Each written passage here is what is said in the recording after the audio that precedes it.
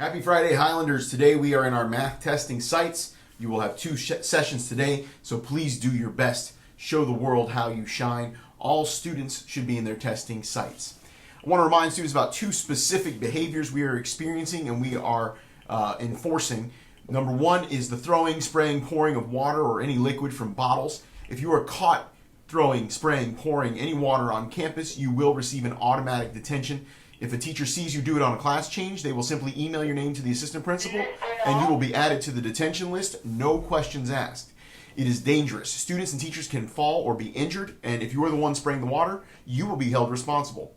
It doesn't matter if someone did it to you first, because on these announcements, I do not say if you have a conflict with a peer, throw water on them. I say if you have a conflict with a peer, seek the assistance of an adult.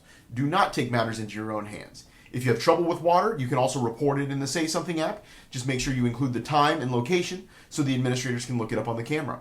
If you get caught a second time, you will get a referral, and you will be excluded from things like the 8th grade dance, Gradventure, the field day, and other end-of-the-year activities. Leapfrogging is also a serious concern. It is not allowed on campus. Leapfrogging, jumping on people, pushing on people's necks or their shoulders. It can be dangerous. Someone could injure their neck or their back. No jumping on or jumping over anyone. One jump, one time will get you 1 day in ABC, all day.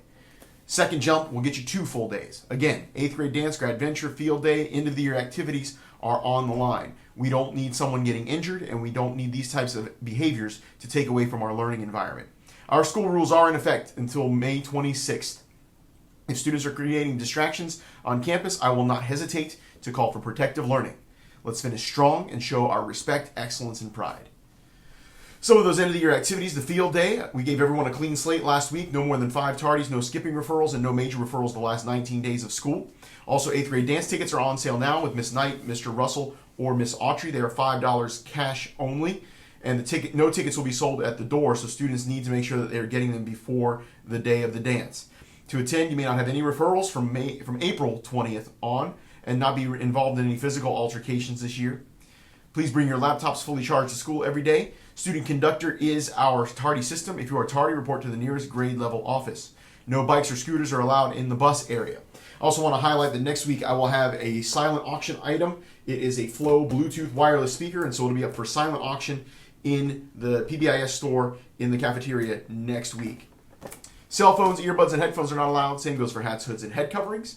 Have a great day and do well on your math. Students, if you have a conflict with a peer, please seek the assistance of an adult before taking matters into your own hands.